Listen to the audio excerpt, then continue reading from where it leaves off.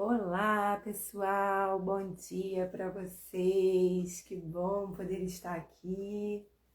Mais uma manhã, mais um encontro, muito feliz. Olá, Lu Bragança, seja bem-vinda. Muito bem-vindas. Muito grata a Deus por mais uma live. Ju Campos, beijo, querida. Quanto tempo. Deus abençoe. São tantas lives, né, irmãs? Tantas mensagens.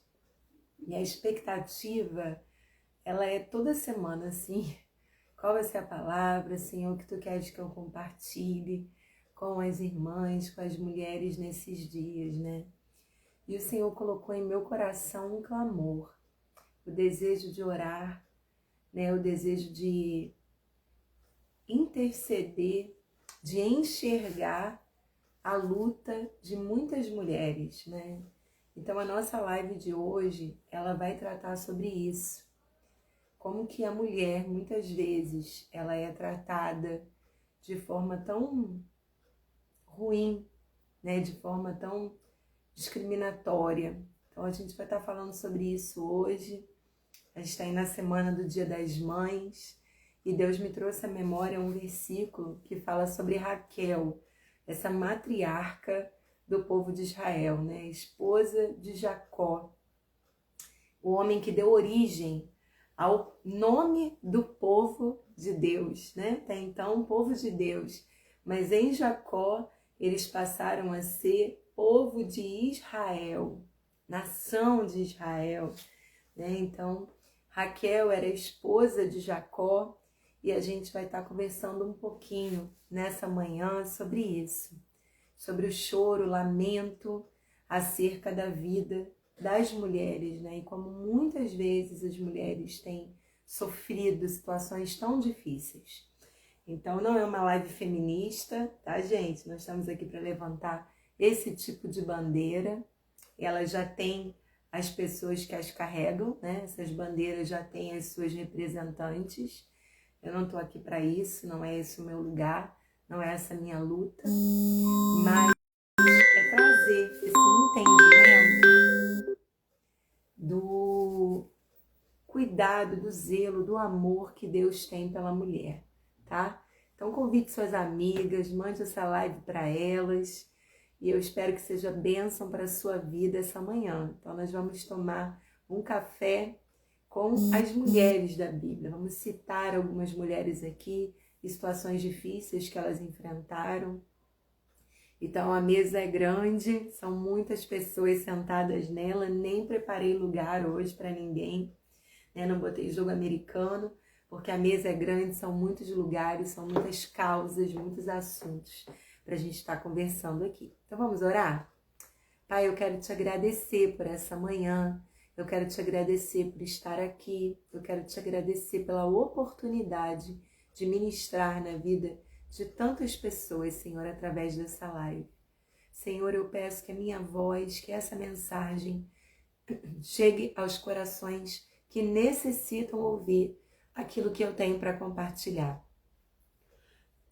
Pai, nos conduza em sabedoria e na dependência do Teu Espírito Santo. Amém. Bom, meninas, eu quero pegar aqui um gancho com um texto que está lá em Mateus, no capítulo 2, que fala do momento em que Herodes, ele manda matar todas as crianças, né, todos os meninos de 2 anos para baixo, né? E a intenção de Herodes era encontrar Jesus e matá-lo, e assim impedir que Jesus crescesse e ocupasse o lugar dele, da família dele, na dinastia de Israel. Então é um texto que fala especificamente sobre meninos, né? A matança de meninos, assim como ocorreu lá no Êxodo, quando o faraó manda matar todos os meninos do sexo masculino que nascessem ali naquele período. Então esse texto, ele também se aplica à morte, né? A esse homicídio tão terrível de meninos, menininhos, bebezinhos, mas a gente vai chegar às mulheres, tá? Então, olha só. Mateus 2, versículos dos 16 ao 18. Mateus 2, do 16 ao 18. Quando Herodes se deu conta que os sábios o haviam enganado, ficou furioso. Enviou soldados para matar todos os meninos de 2 anos para baixo em Belém e seus arredores, tomando por base o relato dos sábios acerca da primeira aparição da estrela. Com isso, cumpriu-se o que foi dito por meio do profeta Jeremias. O que o profeta Jeremias profetizou? É essa palavra aqui que Mateus escreve. Ouviu-se um clamor em Ramá, choro e grande lamentação. Raquel chora por seus filhos e se recusa a ser consolada, pois eles já não existem. Eles já não existem. Então a gente vê aqui, né, o coração de uma mãe sangrando. O coração de uma mãe sangrando, né? Muitas vezes nós falamos acerca dos pais para os filhos, as responsabilidades que esses pais têm, o zelo que lhes cabe, o bom exemplo que eles têm que dar e ministrar na vida dos seus filhos e serem homem e mulher de Deus e homem e mulher de caráter e buscar os seus filhos e orar com eles e orar por eles e corrigi-los e recebê-los e acolhê-los e exortá-los e discipulá-los. A lista de responsabilidade no que se refere a essa relação pais para com seus filhos é enorme, é vasta. Nós precisaríamos uma série de lives só para falar tudo que cabe a um pai e uma mãe. Mas há uma mãe, há um pai, há uma pessoa desenvolvendo esse papel. Porque pai e mãe é um papel, certo? É um papel. Há uma pessoa por trás desse papel. E a Bíblia diz aqui que houve uma matança, houve um genocídio, houve diversos corpos de meninos caídos pelo chão, das casas, das ruas, ao redor de Belém. Houve um sofrimento físico, houve uma morte precoce, nações, povos, profissões, projetos, ideais, ministérios, famílias deixaram de acontecer, deixaram de ganhar vida, porque esses guris morreram, da maneira como eles morreram, tão precocemente. Mas a Bíblia não deixa de relatar o choro dessa mãe, o lamento dessa mãe. Essa mãe Raquel que sofre, que chora, que adoece, que se preocupa, que passa a noite em claro, que ora, que fica aflita, que deixa de comer, que faz propósitos de jejum, que junta as amigas intercessoras, olha, ora pelo meu filho, ora pelo meu filho, ora pelo meu filho. Há o choro de uma mãe por trás da morte de um filho. E seja lá qual for essa morte, uma morte física, como no caso que a gente leu aqui em Mateus 2, esse extermínio cruel de bebezinhos, né? E de maneira tão injusta, porque nenhuma dessas crianças que morreram era um Salvador, era um Messias prometido. Jesus, que era quem Herodes procurava, não estava morto. Foi para o Egito, cresceu, né? Apareceu aos 30 anos naquele ministério lindo que a gente conhece de Jesus até sua morte. Por trás de todo esse sofrimento, há uma mãe que chora e se recusa a ser consolada. Eu acredito, minhas irmãs, que nós estamos vivendo um período histórico de tanto descaso com os pais, né? Uma geração de filhos tão obstinada, tão rebelde, tão egocêntrica e só pensa em si próprio. A Bíblia fala, inclusive, que essa é uma característica das pessoas dos últimos dias. Elas serão amantes de si mesmas, O seu Deus será o seu ventre. Elas viverão para satisfazer as suas vontades e os seus desejos. Aquilo que o seu âmago, o seu ser interior desejar, elas vão viver para realizar. Então, elas são idólatras de si mesmas. Não é uma geração que idolatra a imagem, idolatra deuses, idolatra a Deus. É uma geração que idolatra a si próprio. E eu acredito, como uma mulher que prego a palavra, que viajo, que escuto muita coisa, vejo uma realidade cristã para além dos limites da minha igreja local, da cidade onde eu moro, da minha casa, da minha família. Eu acredito que nós estamos vivendo um tempo em que os filhos precisam ouvir palavras sobre paz. E não apenas os pais ouvirem palavras sobre os cuidados e as obrigações que eles têm para com seus filhos. Mas os filhos precisam ouvir. Há uma expectativa, porque os pais têm ouvido há muitos anos. Não idealize, não coloque suas expectativas sobre os seus filhos, deixe seus filhos serem o que eles quiserem ser, não fique projetando. E eu fico imaginando que tipo de educação é essa? Que tipo de criação é essa? Que não existe nenhuma idealização, nenhum sonho, nenhum projeto. Eu fico imaginando como é possível ter um filho, criar um filho e não idealizar nada, e não projetar nada, e não sonhar nada. Deixar que a coisa aconteça. Eu fico imaginando que pai, que mãe consegue criar filho assim. Isso é utópico. Na minha concepção, pessoal, isso não existe. Mas durante muitos anos os pais ouvem isso. Não coloque pressão sobre os seus filhos. Ah, você tem um ministério, você tem um nome, você tem uma reputação. Não coloque sobre os seus filhos nenhuma pressão. Mas os filhos, eu acredito que hoje precisam ouvir. Honre a história do seu pai e da sua mãe. O legado do seu pai e da sua mãe. O nome que eles construíram debaixo de muito suor, lágrimas e oração. A educação que você recebeu.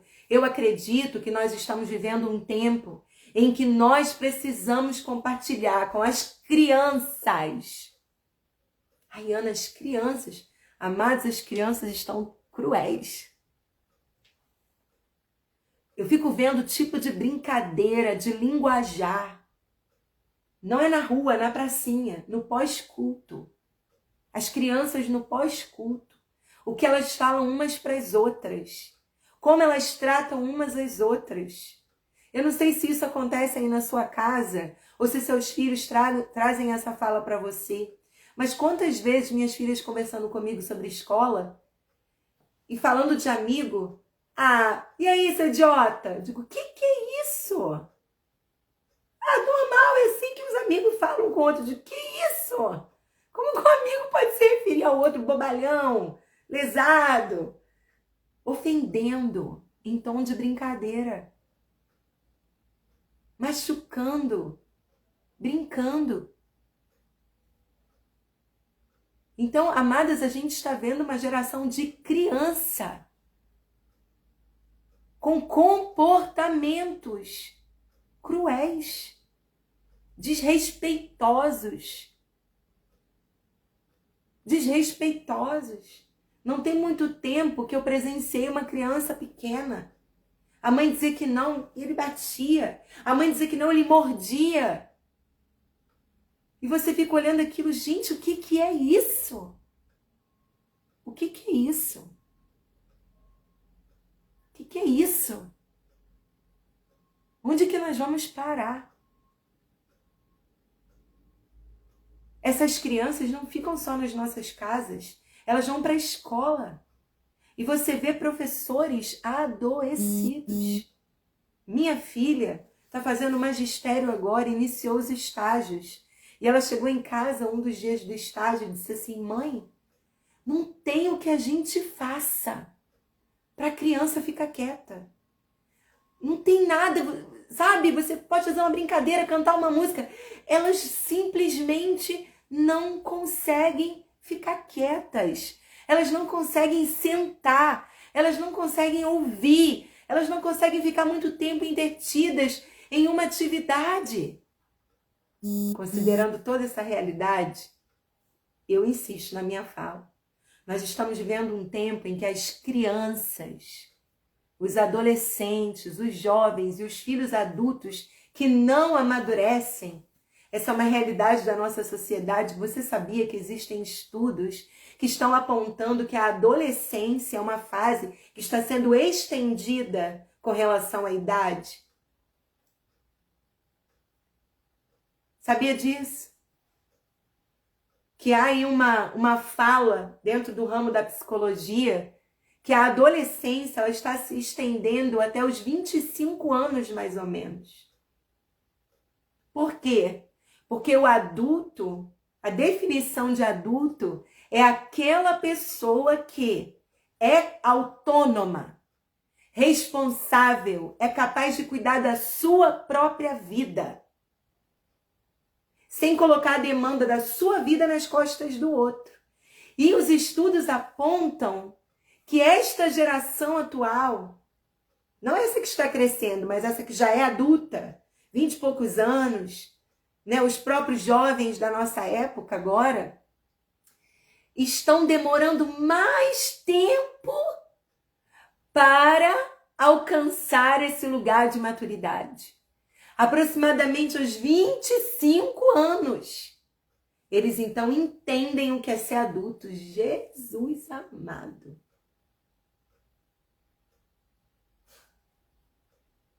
Então nós estamos lidando com essas demandas todas. E nós precisamos ensinar. Olha o que a Paula está dizendo aí. Leia você mesmo esse comentário. Jesus. Nós precisamos falar sobre o choro de uma mãe. De uma mãe que parece que nunca chega no estágio de colher os seus frutos. Hoje mesmo de manhã eu gravei alguns áudios ali para a equipe do Satisfeitas, alinhando o nosso coração com a família. Porque vez por outra, a gente precisa estar ministrando ali, né, na equipe. E eu falei com elas, você que é casada, olha isso, brecha dentro de casa, com seu marido, seus filhos, a rotina da sua casa, o cuidado com o seu lar. Preste atenção nisso aqui.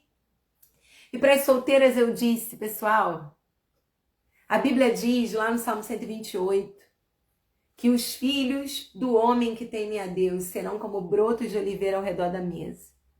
E nós, filhos, estamos tirando dos nossos pais a bênção que eles têm que ter. De ter os filhos na volta, de ter os filhos solteiros perto, para ministrar essa falta de conexão nas famílias, os filhos que não se sujeitam aos seus pais, que não param para ouvir com a sabedoria dos pais. Os melhores conselhos estão sempre fora de casa. Quando eu era criança e assistia aos filmes da Disney, os inimigos eram fora de casa. Eles queriam destruir aquela família, queriam atrapalhar essa família. Mas minhas filhas pequenas, eu comecei a observar que os filmes recentes traziam uma outra perspectiva. Os inimigos agora estavam dentro de casa. Você tem uma menina que nasceu com poderes ultra especiais, ela congela tudo, ela faz gelo. E quem é que tolhe, que limita, que não compreende o dom dela, que a isola, que não deixa ela fazer bem para o outro? O pai e a mãe. Fechem todas as janelas, não deixa ninguém entrar no palácio, ela não pode sair daqui, ninguém pode vir, não pode ouvir, não pode saber. Aí ela canta a música, né? Não podem vir, não podem ver, sempre a boa menina deve ser. Que mensagem é essa? O seu inimigo está em casa. O seu inimigo está em casa. Aí então você tem aquela menina lá do arco e flecha, ruiva, a menina dona de si, que quer o que quer, e quem é a inimiga dela? A mãe. É a mãe. Aí você vem o Frozen 2, a menina se liberta do pai e da mãe, se liberta daquele castelo, e ela canta livre sou, livre sou, livre sou. E ela vai se embora pro gelo, que é o lugar dela, constrói o seu castelo e vai ser muito feliz. Aí vem o Frozen 2. E ela quer cumprir a missão, ela quer descobrir o que aconteceu, ela quer ir lá atrás, e isso coloca a vida dela em risco. E quem é a inimiga? É a irmã. Que não deixa ela ir, que segura, que impede, que não vive a vida dela para controlar a própria irmã. Isso são mensagens que têm ecoado há muitos anos. E eu acredito que nós precisamos hoje compartilhar algo muito importante. Muito importante. Existe o choro de um pai e de uma mãe.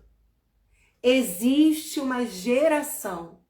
Quando eu digo geração, eu me refiro a uma quantidade, a um número expressivo de pais e de mães.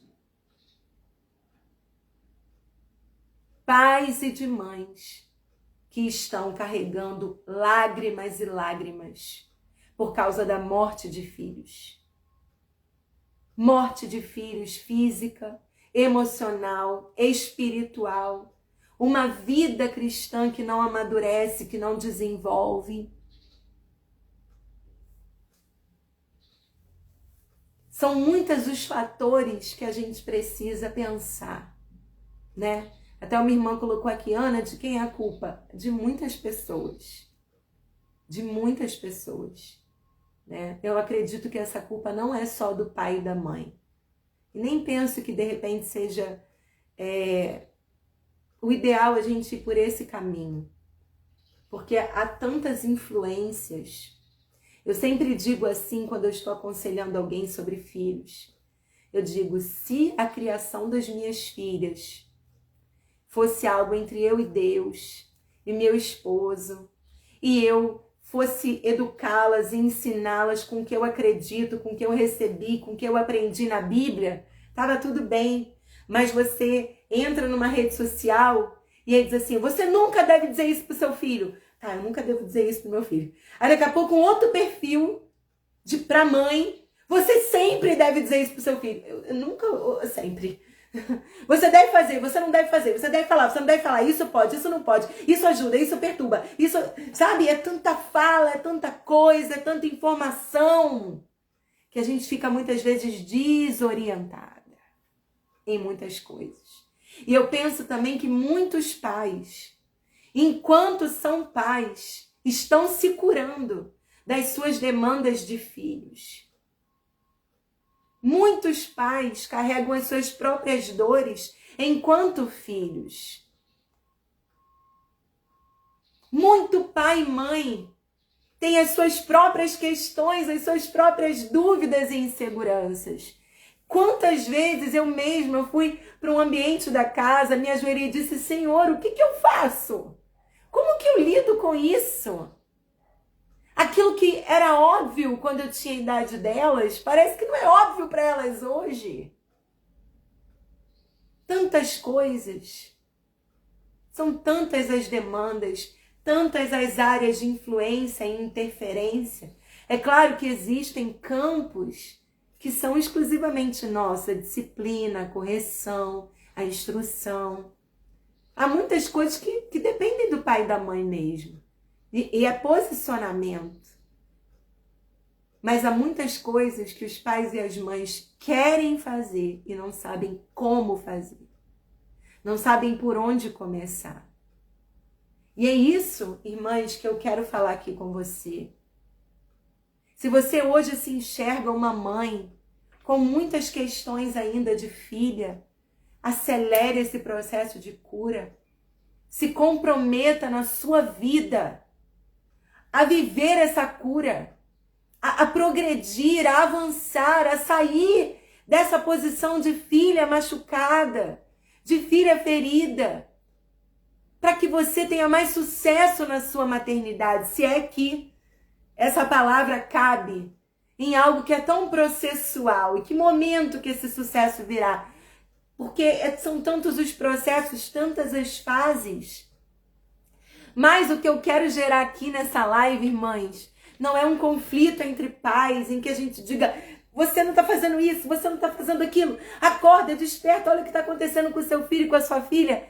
Mas o que o Espírito Santo me trouxe para compartilhar aqui nessa manhã há um choro de uma mãe, há uma angústia na alma, há um sofrimento e até mesmo uma consciência de que algo faltou, de que algo não foi tão perfeito quanto ela idealizou, quanto ela projetou, quanto ela imaginou que seria. E muitos desses choros também, quando a gente pensa que houve um choro em Ramá, Raquel chora pelos seus filhos. Muito desse choro não é assim só, meu filho morreu.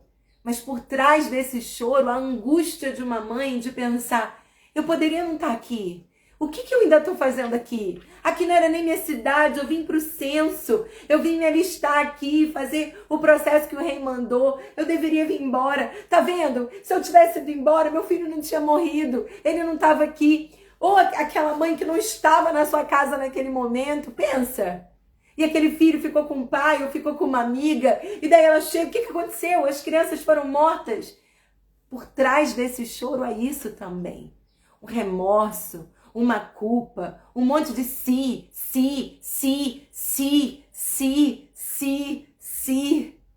Eu tenho uma amiga, Elisete, ela diz assim, si é partícula atrapalhativa. Se eu tivesse, e a gente fica chorando por esse monte de si. Quando nós temos o hoje, quando nós temos o agora, quando nós temos esse momento. Há uns dias atrás, uma irmã me procurou, não daqui onde eu moro, mas eu estava viajando, e ela compartilhou algo muito difícil que aconteceu com a filha dela quando era ainda uma criança. E como ela se culpava por todos esses anos. E ela disse para mim, Ana, se eu não tivesse ido àquele lugar, se... E ela ficou parada naquele si. Os anos se passaram, mas ela ficou ali, naquele quadro punitivo. Se. Amada, não tem como corrigir os sis do passado. Não tem como. O que eu posso fazer? Corrigir o presente. Eu não estava lá, mas hoje eu estou aqui. Eu não falei aquilo lá, mas hoje eu te digo isso aqui. Faltou aquilo lá, mas hoje não vai faltar mais. Eu estou aqui. Vamos reparar isso agora? Porque, irmã, esse si é como um chicote que fica lambendo as nossas costas. E não muda nada. Só aumenta a ferida. Lamento. E lamento por algo que não pode ser reparado. Enxugue as lágrimas do si. Enxugue as lágrimas do si. Confesse esses sis para Deus. Senhor, eu falhei nisso. Eu negligenciei isso. Eu não corri atrás disso. Eu suspeitei, mas não dei bola. Eu não fui atrás. Confesse, porque pecado confessado é pecado perdoado. Libere o seu coração desse choro, desse monte de si preso na alma. Si.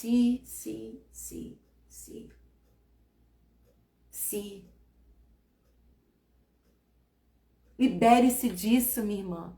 Porque enquanto você ficar chorando o choro do si, você não vai se concentrar no hoje, no agora, no já. Nesse tempo, nessa linha de tempo, onde o si não cabe, onde a possibilidade não cabe, mas a realidade está aí. Se eu tivesse dito eu te amo, agora você está aqui diante de mim, eu vou te dizer, eu te amo. Sabe por quê, irmãs? A relação pais e filhos, ela é tão profunda, ela é tão poderosa, ela é tão necessária na vida, que quando há um conserto, e nós sempre vamos buscar esse conserto pelo significado, pela relevância que um filho, que um pai, que uma mãe tem na vida um do outro. No momento que há esse conserto, esses buracos do passado, eles ficam mais amenizados.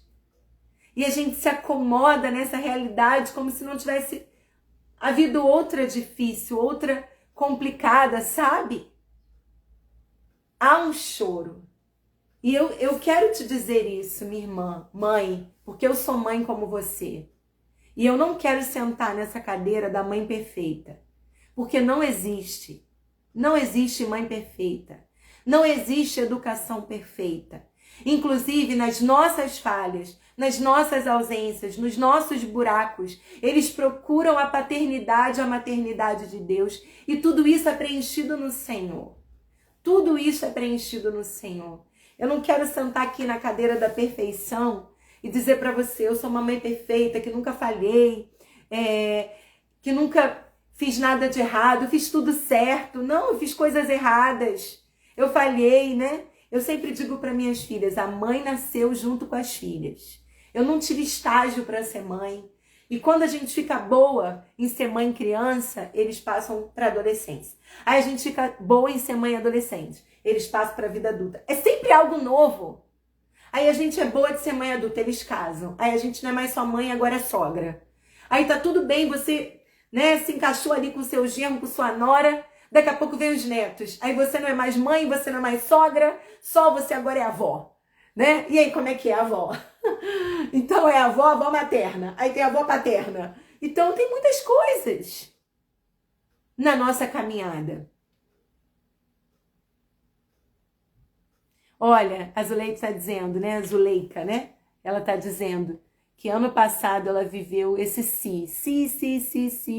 E foi difícil sair dessa condição. Mas hoje, após uma longa conversa e tratamento com o Senhor, ela foi curada. É isso.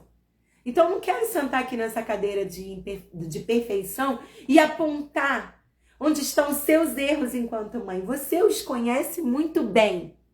Ninguém precisa nos dizer onde erramos com os nossos filhos. Nós sabemos mapear com detalhe e precisão nossos erros. Mas eu quero aqui nessa cadeira dizer para você, houve um choro em Ramá e Deus o ouviu. Deus ouviu o choro de Raquel. Deus ouviu a mãe que chorava e lamentava e gemia e sofria pelos seus filhos. Deus ouviu. E Deus entendeu que ela não queria ser consolada. E isso é difícil.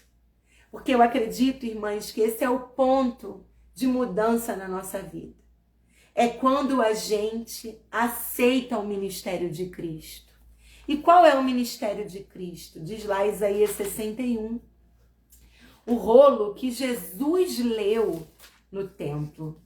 Ele leu esse rolo e ele disse, hoje se cumpriu esse trecho das Escrituras, falando sobre ele. Isso é um texto que nós chamamos de messiânico, ou seja, um texto que fala sobre Jesus, sobre o ministério messiânico de Cristo, quanto Messias, o libertador do povo. Isaías 61 diz, o Espírito do Senhor soberano está sobre mim. Pois o Senhor me ungiu para levar boas novas aos pobres. Ele me enviou para consolar os de coração quebrantado e para proclamar que os cativos serão soltos e os prisioneiros libertos. Ele me enviou para dizer aos que choram que é chegado o tempo do favor do Senhor, o dia da ira de Deus contra os seus inimigos. A todos que choram em Sião, ele dará uma bela coroa em vez de cinza, uma alegre bênção em vez de lamento, louvores festivos em vez de desespero, e em sua justiça serão como grandes carvalhos que o Senhor plantou para a sua glória. Aleluia! O que Jesus está falando aqui? Que o ministério dele é transicionar. É tirar a pessoa de um quadro e colocar em outro. E a Bíblia diz aqui em Mateus 2, o texto que nós lemos, que Raquel chorou pelos seus meninos que morreram, chorou pelos seus bebezinhos e ela se recusou a ser consolada. Ah, irmãs, claro que é o contexto bíblico, eu não quero contrariar, né? O contexto bíblico aqui, eu quero fazer uma aplicação para a sua vida, uma possibilidade que o texto nos permite de seguir aí com esse caminho. Nós sofremos, como a Zuleika falou, o meu cis, e se eu estivesse lá, e se eu tivesse visto, e se eu tivesse percebido de fato, ela estava roendo unha, De fato, ela ganhou muito peso nesse período. De fato, ela ficou ansiosa, mais agitada. E aquele dia que ela chorou. E eu não consegui decifrar que a alma dela estava doente, que a alma dela estava sofrida. E se eu não tivesse tomado aquela decisão? E se eu não tivesse mudado para aquele bairro? E se eu não tivesse ido para aquela casa? E se eu não tivesse matriculado ele ou ela naquela escola? E se eu tivesse ido lá e dito poucas e boas para aquela professora? E se eu não tivesse ido trabalhar e ficado cuidando deles? E se eu não tivesse contratado essa babá? E se eu não tivesse colocado na escola? Você se lembra daquela mãe agora? Caso recente de uma criança que ficava numa creche e a dona da creche esqueceu aquela criança dentro do carro e aquele menino morreu. E se eu não tivesse ido trabalhar e ficasse em casa cuidando do meu filho? Será que ele teria morrido? Será que isso teria acontecido? Eu lembro que eu pequenininha, agora já melhorou bastante, mas eu tinha uma marca aqui, acho que você não vai conseguir ver, né? Só uma manchinha. Mas essa parte da minha mão, quando eu era mais nova, ela era muito enrugada. E quando eu tinha 1 aninho, minha mãe estava passando roupa, e eu vim engateando, pouco, quase 2 anos, minha mãe passando roupa, e eu coloquei a mão assim no ferro. E a minha mão, ela tinha mais ou menos assim a marca do bico do ferro. Eu era muito pequenininha, então imagina como ficou a minha mão naquela época. Porque hoje eu adulta, né? Uma mulher já adulta, eu ainda tenho aqui a marca, um pedacinho da mão que é bem enrugadinho. O outro lado aqui que dá pra ver ainda como foi, né? Imagina naquela época, a minha mãe, se eu não tivesse passado roupa na cama. E se eu tivesse montado a tábua? E se naquele dia que eu estava passando pela rua eu vi a tábua de passar roupa e tivesse comprado e não tivesse deixado para depois? Naquele dia minha filha ia engatinhar, ia andar e não ia ver nenhum ferro no chão. E não ia colocar nenhum ferro no chão, amadas.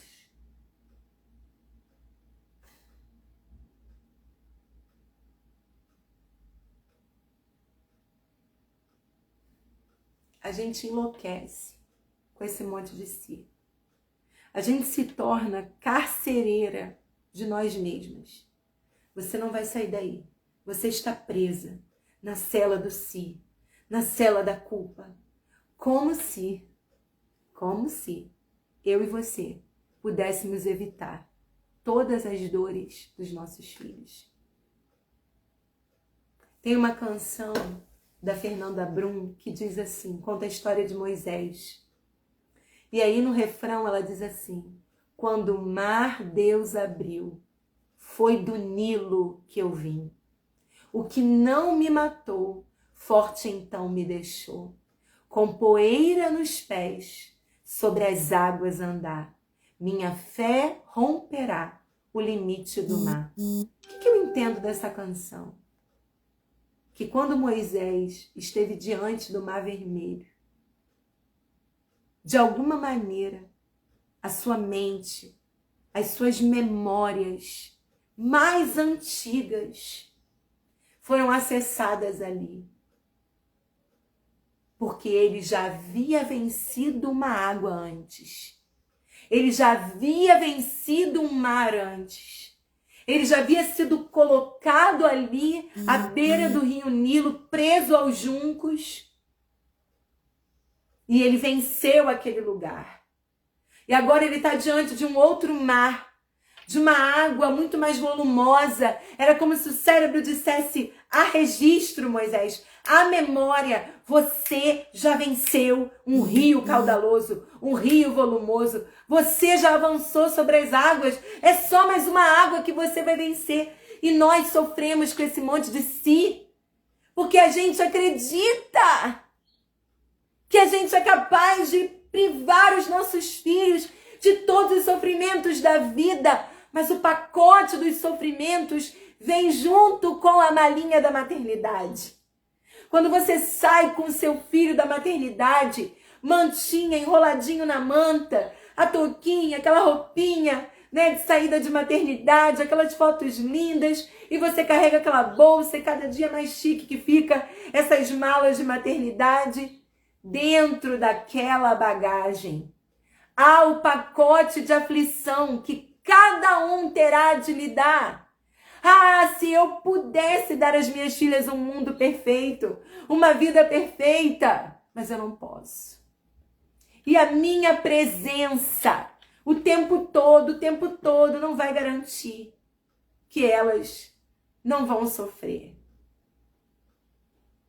Quando aquele avião caiu, né, que saiu ali de Cascavel, no Paraná, e caiu, me chamou a atenção um vídeo de uma menina correndo ali na sala de embarque. Eu revivi uma cena que eu vejo com tanta frequência no ano, idas e vindas nas viagens, aeroportos, e eu vejo tantas vezes ali na fila do avião, as famílias, as crianças brincando, correndo, cantando, e elas fazem piada dentro do avião. Não vai subir? Não vai subir? Vamos, sobe. Ai, eu já tô cansado, não vai descer? Não vai descer? Olha a nuvem, olha isso, elas vão brincando o voo todo. Ela estava junto com o pai e o avião caiu. Amadas, a Bíblia diz que se o Senhor não guardar a casa, você pode vigiar 24 horas, mas ela não estará protegida. O que eu quero dizer com isso? Não faça a sua parte, porque tudo depende de Deus. Não. Eu quero dizer que esses lugares de si, muitos deles representam as fatalidades da vida. Coisa que você não imaginou que pudesse acontecer. Quando a gente fala ali, eu escuto muitas pessoas falando isso, não conte os seus sonhos para os seus amigos, para os seus irmãos, porque José contou o sonho e olha o que os irmãos fizeram com ele. Meu Deus, irmãs, a gente não pode pegar uma coisa disfuncional e transformar numa doutrina. Se ele não poderia contar os sonhos dele para o pai, para a mãe, para os irmãos, para quem mais? Ele foi preso, vendido por escravos pelos seus irmãos. E não há doutrina nisso. Você não deve dizer que não se deve contar sonho para irmão, para amigos, para pai, para mãe. A Bíblia está querendo dizer, é um absurdo que dentro de uma casa esse menino não tivesse segurança de sonhar, de dizer o que ele quisesse, de ser quem ele quisesse. Os perigos são reais e nós não vamos poder poupá-los de tudo. Então, Raquel, aceite ser consolada. Aceite ser consolada. Sabe por quê? Eu tenho dito muito isso ultimamente. O mundo busca culpados para tudo. A gente busca culpado para tudo. A gente fica sempre naquela fala dos fariseus, daquelas pessoas, quando aquele rapaz foi curado da sua cegueira. O que falaram? Quem foi que pecou para que ele nascesse cego? Ele mesmo? Ou seus pais? A gente está sempre nesse lugar. A culpa é de quem? A gente está sempre nesse lugar como os amigos de Jó. O que você fez? Não é possível. A gente quer achar culpado. Mas às vezes, irmãs, não há culpados. Não há culpados. São fatalidades, são acidentes, são questões da vida, são os processos de cada um, o tempo de maturidade de cada um. Um filho precisou ir para a vida, para o mundo, perder tudo que tinha para dar valor ao pai. O outro ficou dentro de casa, perdido. Enquanto o problema do um era ter gasto tudo que tinha, o do outro era não gastar o que tinha.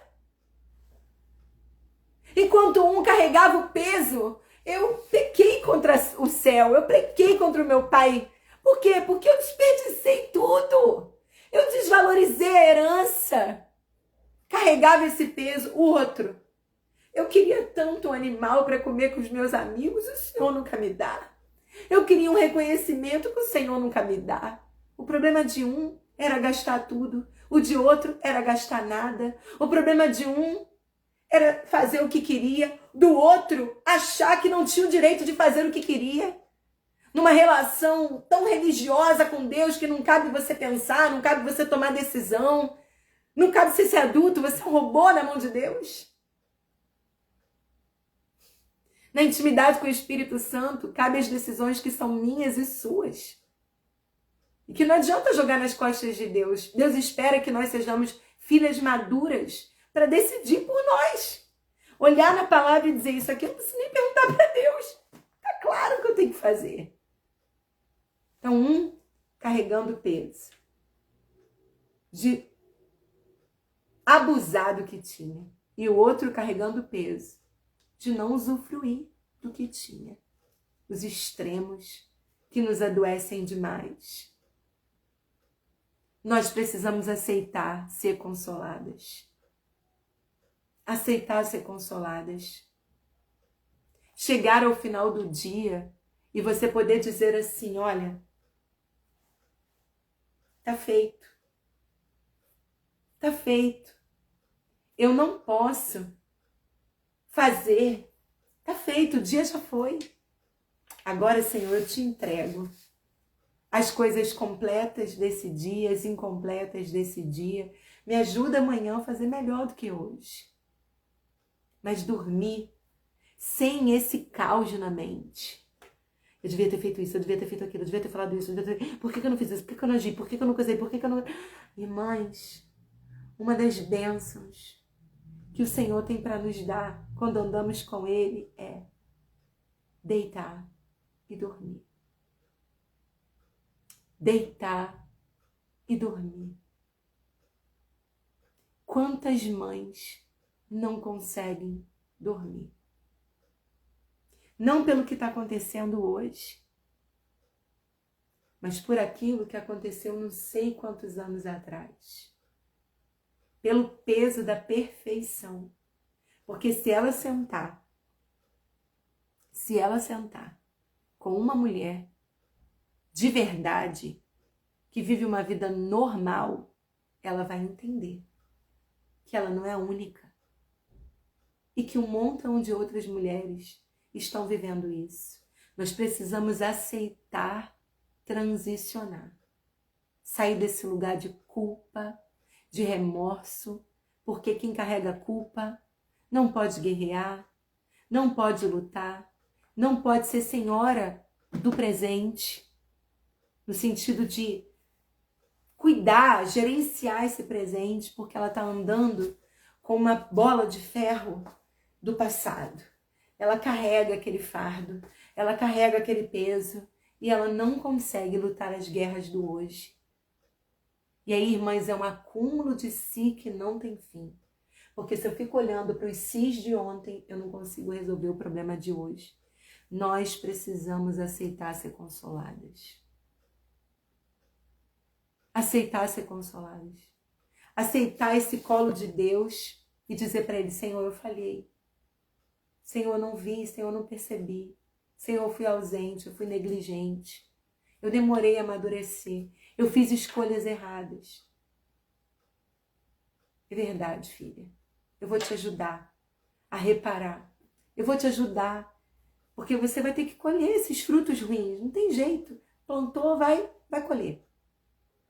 Mas eu vou te ajudar para que enquanto você estiver fazendo essa colheita ruim, essa colheita triste, você vai semeando uma nova semente. E quando você terminar de fazer toda a colheita dessa primeira semeadura, quando você olhar para o campo, você vai ver que os brotos de uma nova e sábia semeadura vão surgir. Irmãs, quando a gente se entrega a Deus, a gente se entrega ao consolo do Senhor.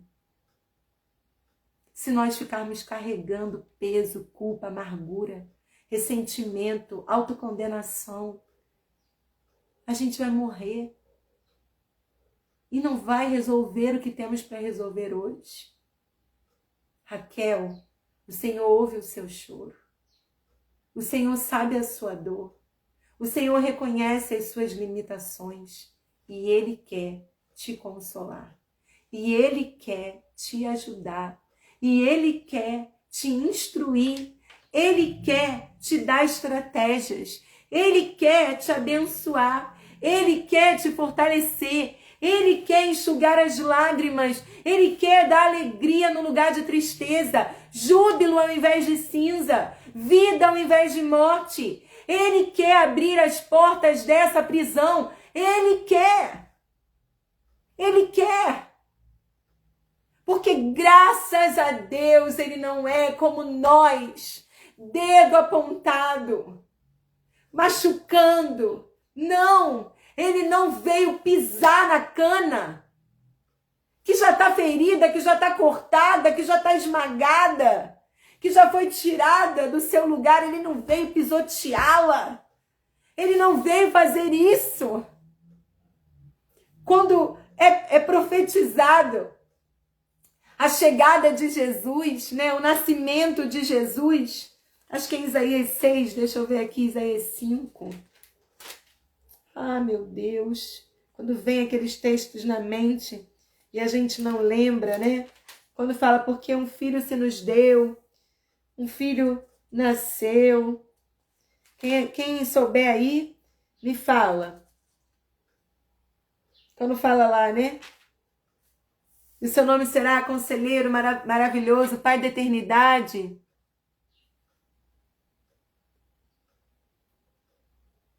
Isso, Marcilene, o que você vai fazer a partir de hoje, minha irmã?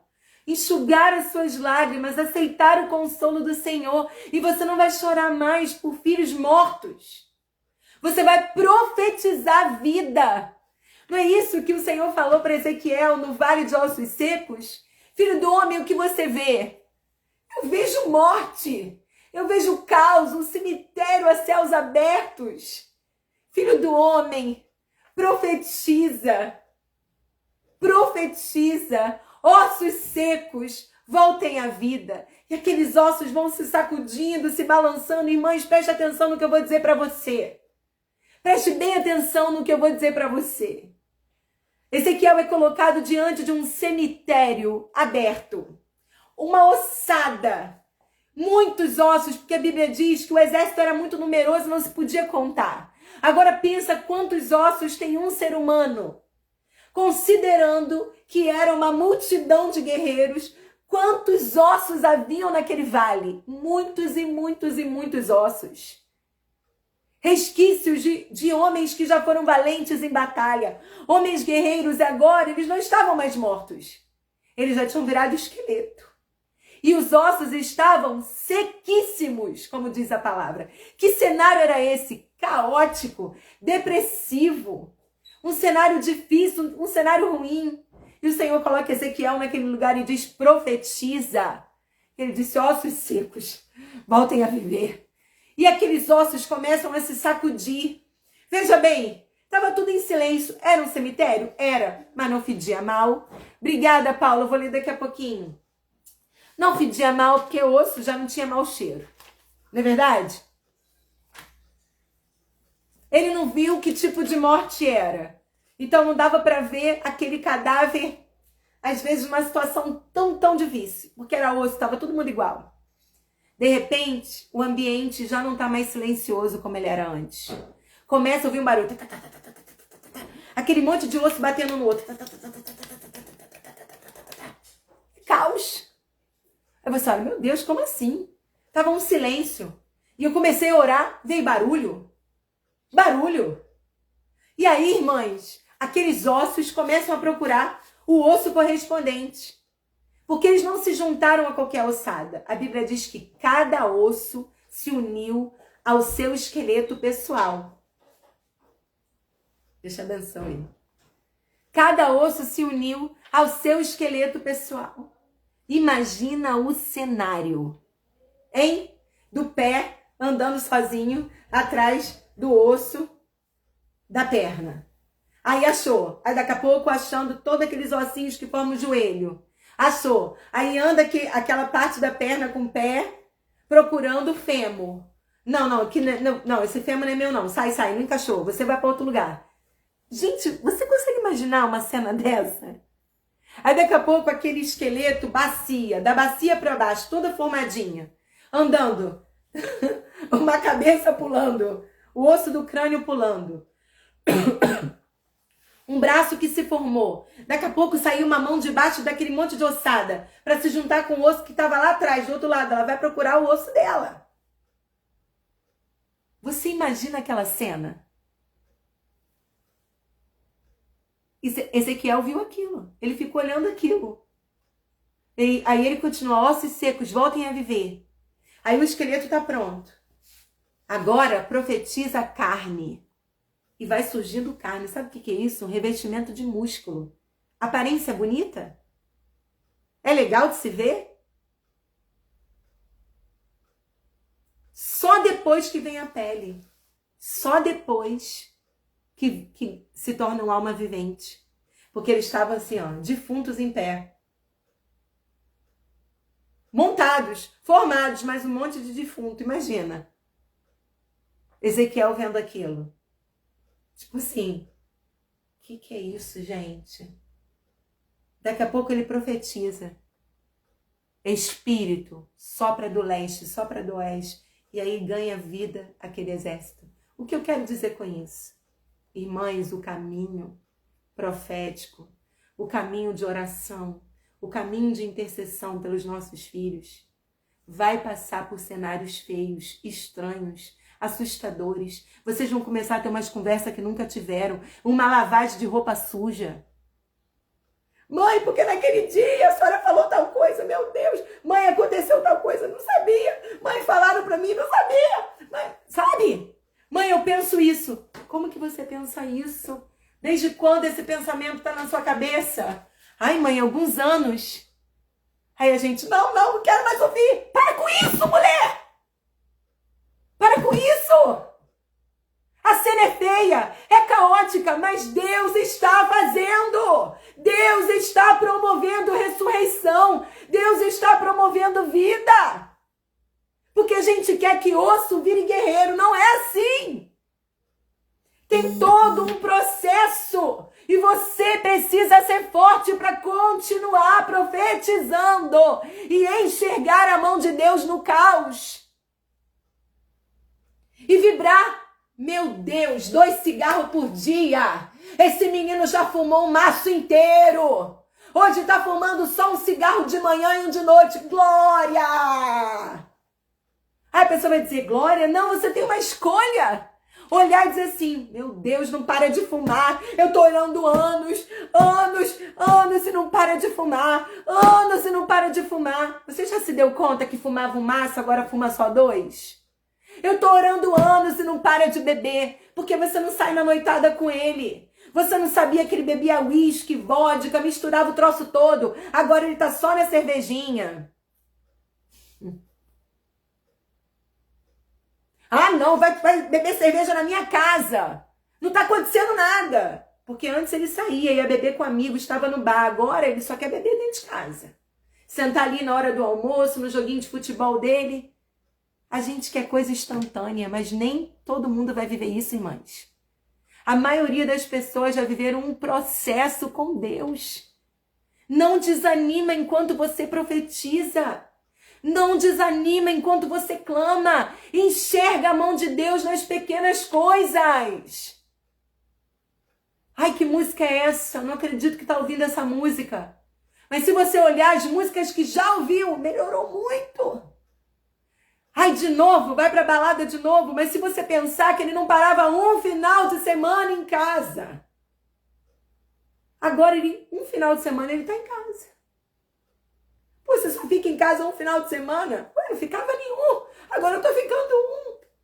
Amadas, a sede, o anseio, o desespero de chegar do outro lado do mar, de atravessar a muralha de mar, faz a gente esquecer que é um passo na frente do outro e que a jornada de Israel, atravessando o Mar Vermelho, durou uma madrugada inteirinha. Que a gente fala sobre isso, o mar se abriu e o povo passou. Não foi assim não, amadas. Vamos ler ali no Êxodo. O povo passou a noite toda andando entre o mar. Que teve o primeiro que atravessou e o último. é uma jornada, é uma caminhada, é um processo. E muitas vezes, irmãs, enquanto você ora, você vai começar a ver coisa que você não via. Tinha silêncio, agora tem barulho. Os ossos estavam quietos, agora eles começaram a se sacudir. Você não via cenário estranho, de repente você vê um pé andando pela tua casa. Eita, o que é isso? Isso aí você está profetizando, o esqueleto está se formando, o pé já apareceu. Daqui a pouco você está comendo, o crânio aparece. Aí, uma cabeça em cima da tua mesa. Que é isso? É o esqueleto que está se formando. Ele está procurando os ossos dele. Espalhou. Agora ele está se juntando. Esse processo é lento. Aí você vê um esqueleto andando pela sua casa. Ai, meu Deus, eu queria ver um pastor, uma pastora, um missionário, um levita. Mas eu estou vendo um esqueleto. Mas, amadas, ele já não foi coisa nenhuma. Ele já foi um osso sequíssimo. Hoje ele é um esqueleto. Gente, não tem pele. Gente, que coisa mais feia. Rugado, músculo, vermelho. Ele já é esqueleto. Hoje ele tem carne. E daqui a pouco a pele começa a surgir. E ele está prontinho, mas não tem espírito. Aí você fica aflita. Não tem espírito, não tem espírito, não tem vida. O menino não tem vida. O menino não tem fogo. O menino não tem unção. Calma, mulher. Ele já foi osso jogado no chão. Agora ele é um cadáver. Melhorou. Já tem aspecto de gente. E aí você começa a profetizar. Espírito sopra. E aí ele se levanta como um exército poderoso. Alinhado, posicionado, armado, fortalecido, focado, comissionado. E aí as pessoas vão dizer assim, uau! De repente, ele virou um valente do exército de Deus. A pastora Viviane Martinello diz assim, leva tempo para Deus fazer de repente. Leva tempo. Leva tempo para Deus fazer de repente. Eu quero deixar essa palavra no seu coração, mulher de Deus, mãe de Deus.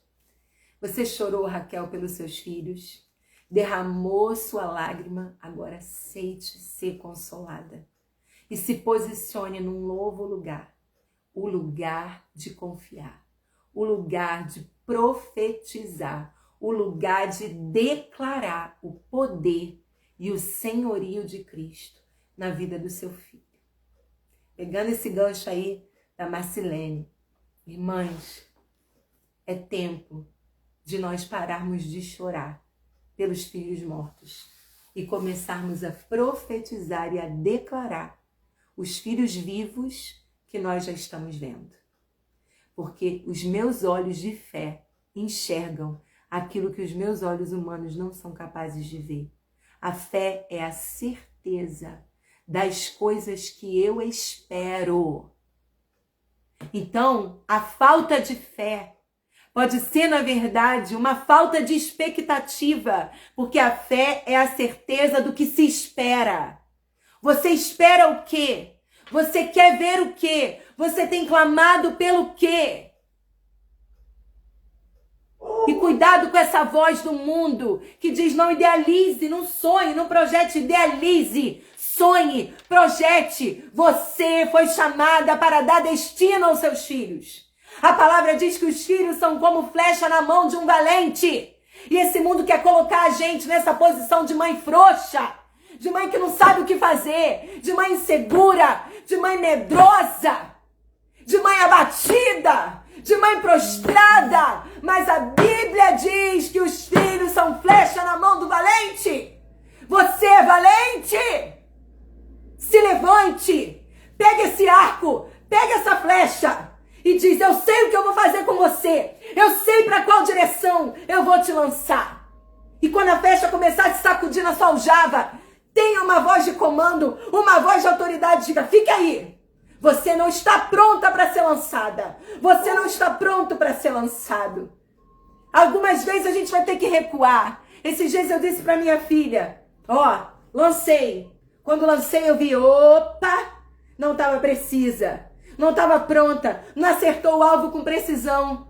Corri valente. Corri forte. Corri com gás, com força. Corri para não perder a corrida. Peguei a flecha do chão. Limpei. Reparei o bico ali, a pontinha. Vamos lá. Vamos parar. Vamos botar aí um bronzezinho nela. Vamos sacudir. E agora, mãe? E agora, mãe? Agora, minha filha, tu vai voltar para Aljava. Vai voltar para Aljava. Porque você não está pronta ainda para ser lançada nesse lugar. Aljava. Você vai morrer. Não, Aljava ainda. Aljava ainda, irmãs. Esses dias eu sentei com minhas filhas, nós lemos juntas Gênesis. E aí eu falei com as meninas, lê aqui com a mamãe. Haja isso, haja aquilo, haja isso, haja aquilo, haja isso, haja aquilo. Quantas vozes? Elas disseram uma. Uma única voz. Uma única direção. Irmãs, tomem a voz de comando. Não é comando no sentido de controle, mas de destino, de direção. Porque você recebeu uma flecha. E Deus te chama de valente. Eu quero dizer a você, mulher que está me ouvindo, cale essa voz que te aprisiona, que te amedronta, que te coloca ali, ó, sabe? Igual o exército de Saul diante de Golias, a Bíblia diz, tremiam igual vara verde. Quando Golias aparecia e dizia, não tem homem nesse exército. Aí eles tremiam, igual vara verde. Aí vem Davi. Olhou uma vez só. Porque Golias fazia isso 2 vezes ao dia. Ele ia lá no vale e afrontava o povo. E o exército de Saul tremia igual vara verde, diz a Bíblia. Davi chega, office boy, entregador de marmita. Quando ele chega no campo de batalha, bem na hora que Golias está fazendo essa gracinha. Não tem homem não, no exército de Saul. E Davi olha aquilo. E diz assim, vou matar esse homem. Que isso, Davi? Vou matar esse homem. Quem ele está pensando que é? Para falar desse jeito. Hoje você vai cair, Davi disse. Mas olha só a declaração de Davi, irmãs. O que é uma identidade bem resolvida? O que é uma pessoa que sabe quem é em Deus? Davi foi e falou assim, eu não sou do exército de Saul. Eu sou do exército do Deus vivo, a quem tu afrontaste. Porque o exército de Saul tá aí tremendo de medo, mas o exército do Deus vivo não tem medo de você não. Eu tô tomando o comando desse negócio, você vai cair hoje. Você vai cair hoje. E ele lá começa a falar e afrontar, e Davi nem aí, preocupado com a pedra. E quem sabe, irmãs, eu fico pensando nisso, porque eu tenho uma mente assim, sabe? Eu fico pensando em Golias, vendo Davi ali pegando a pedrinha, Davi concentrado, escolhendo a pedra, vendo o aspecto da pedra, o tamanho, o peso. E Golias ali, você não tem vergonha não? Manda um menino, um guri pra vir lutar contra mim? Eu lá sou cachorro pra vir contra mim com pau, com pedra? E ele ria, se sacudia. Eu fico imaginando que nesse momento de deboche, aquele capacete pode ter afrouxado da cabeça dele. Davi enxergou. Tem um buraco nessa armadura, é ali que eu vou tacar a pedra. Davi deu corda, deixou ele falar. Porque enquanto ele falava, se expandia, se movimentava, ele ia revelando todos os espaços na armadura onde ele podia ser atacado. Deixa o inimigo falar gracinha, deixa. Zombar, fazer graça. Enquanto ele está falando, observa os buracos onde você pode atingi-lo em cheio. E é isso que eu quero falar para você essa manhã. Você não é uma mulher frouxa. Você não é uma mulher fraca. Você é uma mulher forte no Senhor, no Espírito Santo. ser ouvido, o clamor também. E se o choro pode chamar atenção, e se o desespero de Raquel chamou atenção, então que se ouçam o grito de guerra de mães que vão para a batalha, que vão para a luta e voltarão com os seus filhos, e voltarão com as bênçãos, e voltarão com a vitória, porque essa é a palavra que o Senhor tem liberado para nós essa manhã. O inimigo tem vindo contra você, contra um caminho, com tanta certeza, com tanta convicção, com tanta precisão, mas ele vai voltar por 7, desorientado, ele não vai saber nem para onde correr. Volta para cá, volta para lá, qual o caminho que eu vou? É assim que ele vai fugir de nós. Toma posição, mulher, mãe, enxuga essa lágrima. Enxuga essa lágrima, se fortalece em Deus, anima teu coração, profetiza, profetiza. E quando tiver difícil, vai até o Senhor, que Ele é o Deus que renova as suas forças. Ele é o Deus que renova as suas forças. Você está aí com uma foto dos seus filhos, aqui são as minhas meninas, Yasmin e Suzane. Você está aí com uma foto dos seus filhos, vamos orar nessa hora, em nome de Jesus. Pai, eu quero orar nessa hora pelas mães, Senhor. Pedi em nome de Jesus que toda armadura maltrapilha, toda armadura que não está ajustada, que não está posicionada bem nela, Senhor, que tem deixado ela desengonçada, embaraçada, sem saber andar direito, sem saber o que fazer.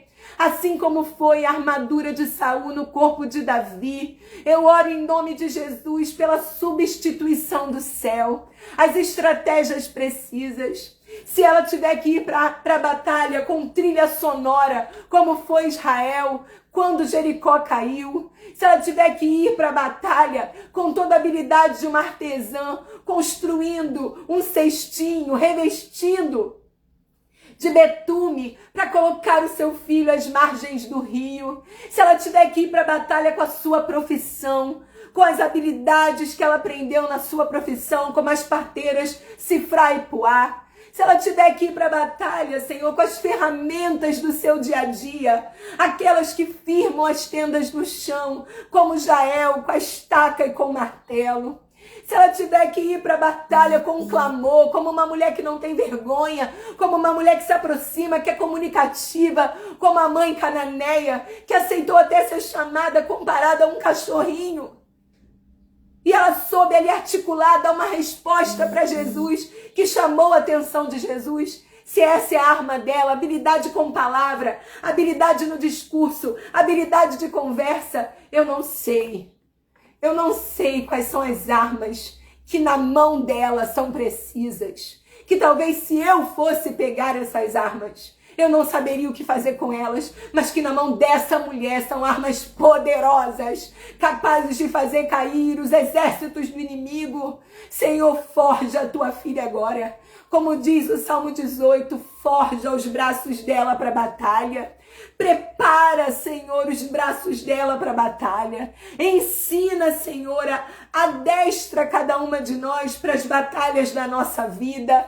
Em nome de Jesus, mas que a gente possa sair desse lugar de apatia, desse lugar de medo, desse lugar de covardia, desse lugar de ficar paralisada, estagnada, confusa, desorientada. Nós temos um Espírito que é santo e é instrutor. E a tua palavra diz que ele nos guiaria em toda a verdade. A tua palavra é a verdade. Que o Espírito comece a guiar, orientar, esclarecer cada uma dessas mulheres no nome de Jesus. E que agora mesmo, elas possam ouvir: filha, filha amada, filha bendita, filha estratégica. Filha sensível, eu vou te instruir, eu vou te forjar, eu vou te capacitar, você vai saber lidar com isso, você vai conseguir lidar com isso. Pai, em nome de Jesus, levante essa mãe, que ela sente o consolo do Senhor.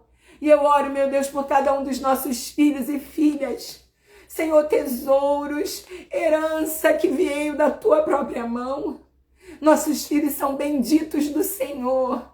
Nossos filhos são benditos do Senhor. O Senhor não nos deu filhos para calamidade. Nossos filhos serão poderosos nessa terra. Nós oramos, ossos secos voltem a viver. Onde esse filho estiver agora, talvez encarando uma ressaca, talvez, Senhor, com seu corpo sob os efeitos de droga, cocaína, maconha, Senhor, talvez perambulando pelas ruas, desorientado, talvez, Senhor, frustrado, abatido, infeliz, em lugares errados, com más companhias, fazendo aquilo que o afasta do propósito de Deus para a sua vida. Nós oramos, volte ao plano original, ouça o teu Criador, volte às Escrituras, ao que está escrito no livro da vida sobre você. Nenhum outro formato, nenhum outro lugar, nada diferente daquilo que Deus o criou para ser. Ah, Deus, em nome de Jesus, nós chegamos aqui talvez tristes, abatidas e chorando, mas nós nos levantamos desse lugar cheias de ousadia, de fé e na certeza de que o Senhor não nos deixará e nunca nos abandonará. Em nome de Jesus. Amém. Amém. Amém. Assim seja. Assim seja. Em nome de Jesus. Minha irmã, Deus abençoe sua vida, sua casa, o seu coração, sua família. Essa live vai ficar salva aqui no Instagram e já já eu vou baixá-la no YouTube. Ô, amada, assista outras vezes, compartilhe com outras mulheres, busque grupos de amigas para se fortalecerem, orarem umas pelas outras, porque isso é muito poderoso. Deus abençoe cada uma de vocês. Quinta-feira nós temos a live Mães que Oram, com a Neide Cassiano. Nós estamos fazendo o devocional da Mulher Satisfeita lá no nosso grupo do WhatsApp. Essa semana o tema é a mulher virtuosa e o seu trabalho. Então você é uma mulher que trabalha fora. Nós estamos falando sobre isso, para a mulher que trabalha, que tem uma vida profissional, uma carreira profissional, e como que ela pode estar agindo com sabedoria nesse ambiente do trabalho. Todo mês de maio vai ter devocional no nosso grupo do WhatsApp, desculpem. Semana que vem nós vamos falar sobre o tema Em Minha Mãe Eu Me Vejo. É um devocional que vai falar sobre a relação das mães com as filhas. E na terceira semana a gente vai ter um outro devocional que é Laodiceia e Sulamita. Que noiva é você? Você é a noiva lá de Cantares, aquela que é apaixonante, que arrebata o coração do seu noivo, que morre de amores pelo seu noivo? Ou você é a Laodiceia, aquela noiva lá do Apocalipse, morna, que se vê rica, mas é pobre? Então a gente vai falar um pouquinho sobre essas duas noivas que a Bíblia traz ali, tá? E na última semana, o nosso devocional será Famílias Conectadas. Nós vamos falar sobre a importância de famílias que se conectem, que andem juntos. Então eu quero deixar essa palavra aqui para você, caminhe conosco, vem estar conosco no retiro, se você puder. Vai ser um dia maravilhoso para abençoar a sua vida. Você que é mãe e chegou já no finalzinho dessa live, né? Escute de novo, volte, assista desde o início, porque eu tenho certeza que essa palavra vai abençoar a sua vida também. Deus abençoe, meninas. Fiquem na paz de Jesus. Eu trazer um pouquinho para frente.